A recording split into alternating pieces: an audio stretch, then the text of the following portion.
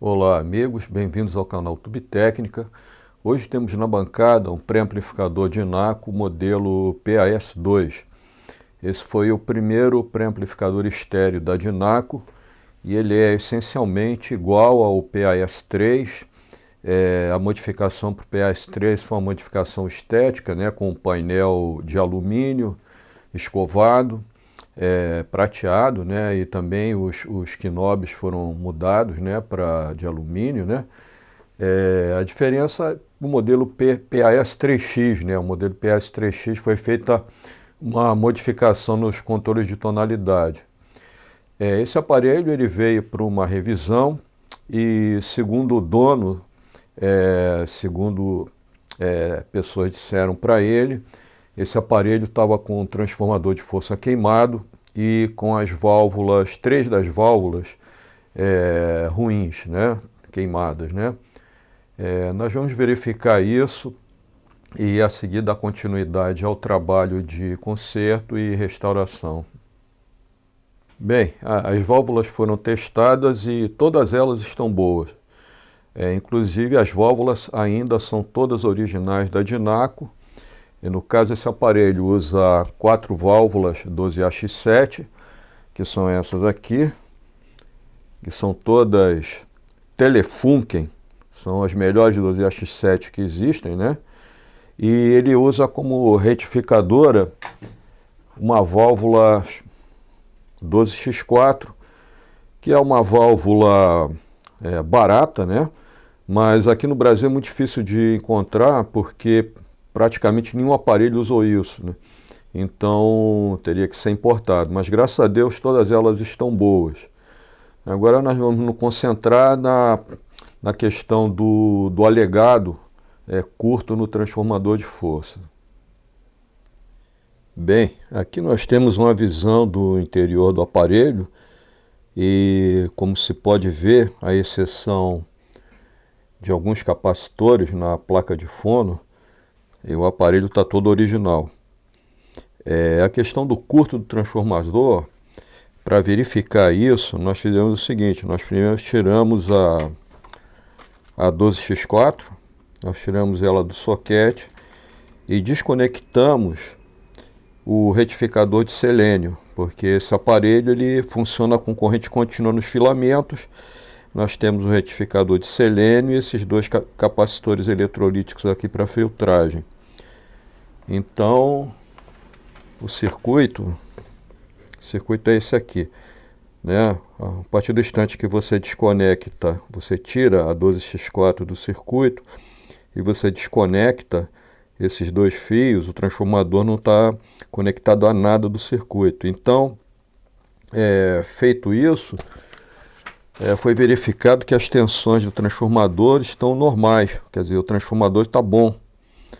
Então, tudo aponta como o problema sendo basicamente nessa parte aqui dessa alimentação dos filamentos, com esses capacitores provavelmente vazando, né? O retificador de selênio, que é uma peça que tem que ir embora de qualquer maneira, não tem confiabilidade nenhuma.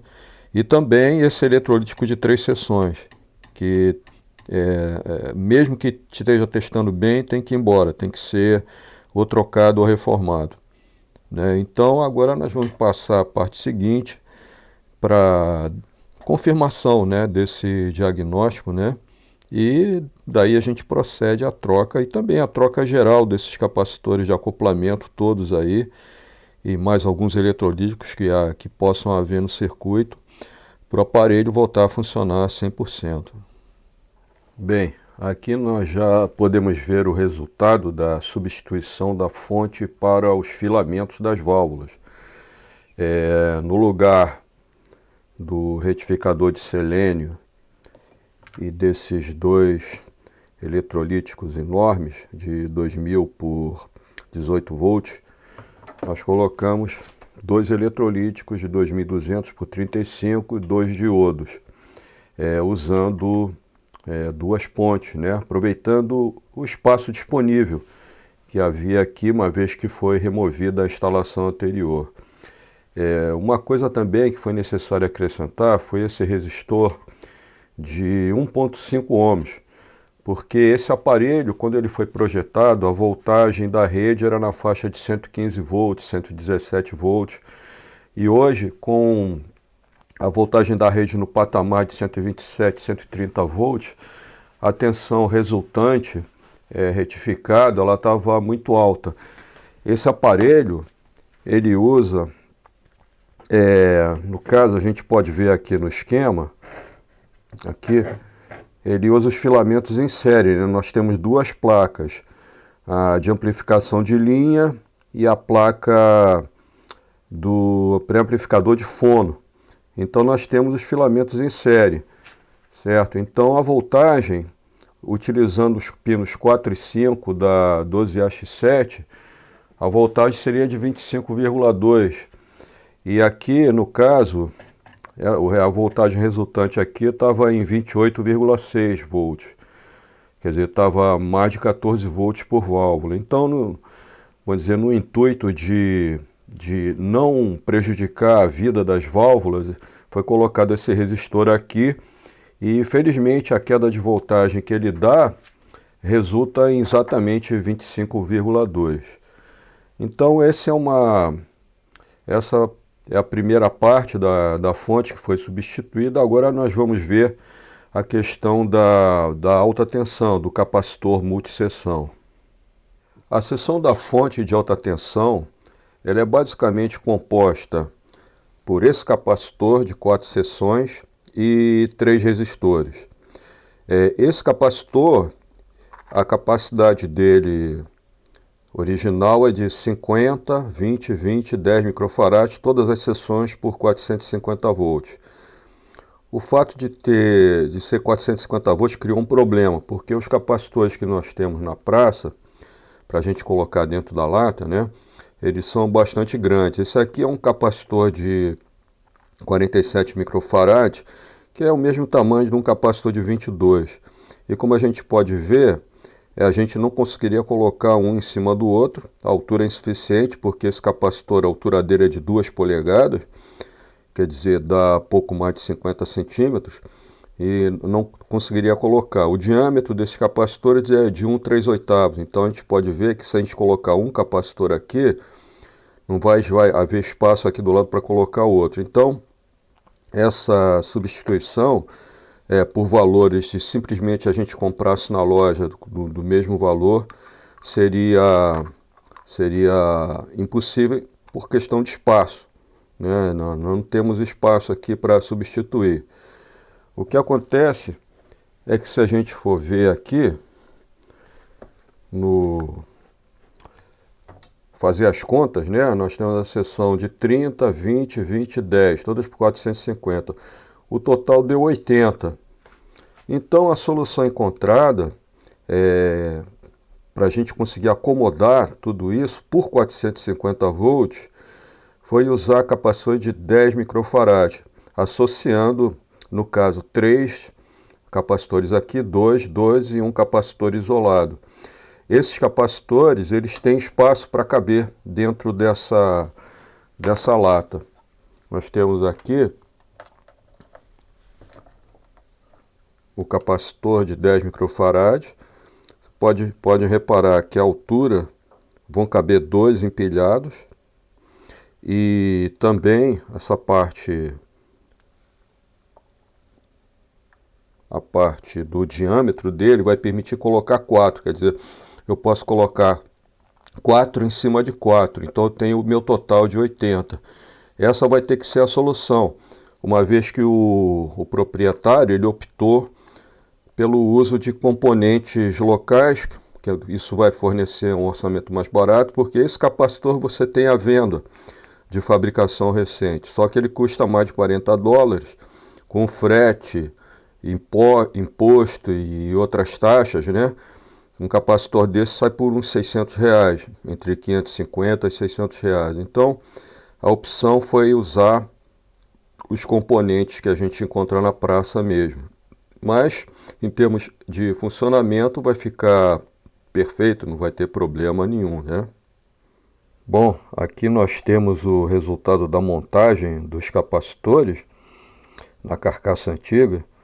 Nós temos 4 de 10 em cima, 4 de 10 embaixo e conectados de modo a reproduzir as capacitâncias originais, né, que é 30, 20, 20 e 10 por 450. Como se pode ver, vai caber perfeitamente na lata antiga, né, sem problema nenhum.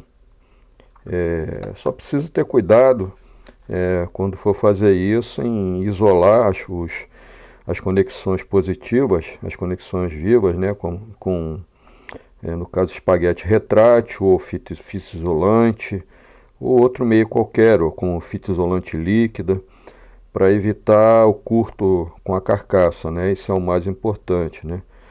Mas essas substituições, elas funcionam muito bem e são uma opção se o cliente não quer ou não pode repor o componente original.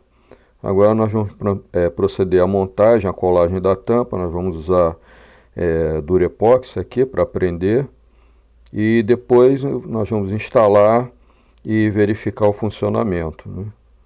Bem, o conserto eletrônico, a parte eletrônica já está concluída, o capacitor já foi reinstalado, como se pode ver, quase não dá para se notar. E ao verificar as voltagens, foi visto que por conta desse mesmo problema da alta voltagem da rede que a gente tem hoje em dia, a tensão inicial na saída da retificadora ela estava muito mais alta do que o esperado.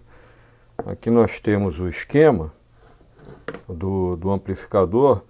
Então a tensão nesse ponto, a tensão esperada era para ser de 405 volts, mas estava a mais de 450, estava a 452, 453.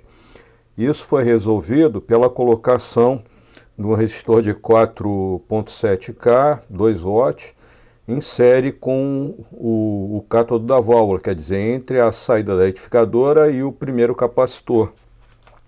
O resultado foi que a voltagem baixou para em torno de 400 volts, o que está bem próximo dos 405. Quer dizer, essas duas modificações, esse resistor de 4.7K e o resistor de 1.5 ohms no circuito dos filamentos, eles conseguiram fazer com que as voltagens esperadas para os circuitos fossem conseguidas. Apesar da alta voltagem da rede, consequentemente da alta voltagem do secundário, né? A voltagem muito acima do que foi projetado. Então, com isso, a parte eletrônica está concluída, o aparelho até já foi testado, ele está funcionando muito bem, e nós vamos tentar melhorar um pouco agora a parte estética dele, que ele estava um pouco sujo. E a seguir nós vamos fazer um teste sonoro com ele. Para concluir o conserto desse aparelho, é um pequeno detalhe, mas é um detalhe bastante importante. Nos pré-amplificadores de NACO da série PAS, eles colocavam um decalque aqui atrás com um mapa da identificação das conexões, né, de todas as tomadas, das conexões de força, e talvez por conta da umidade, com esse tempo todo, essa identificação desapareceu. Eu consegui uma imagem, uma foto na internet dessa identificação. Ela estava um pouco distorcida, mas eu consegui corrigir e imprimir essa identificação. Eu tive que alterar um pouco essas legendas, porque a melhor imagem que eu encontrei era de um modelo mais novo. Então a nomenclatura dessas conexões não era exatamente a mesma que nós temos no seletor de entrada do aparelho. Então agora o que está faltando é só colocar essa etiqueta e depois nós vamos fazer um teste para mostrar a sonoridade desse aparelho. É isso, eu espero que vocês tenham gostado desse vídeo. Agradeço a visita e voltem sempre.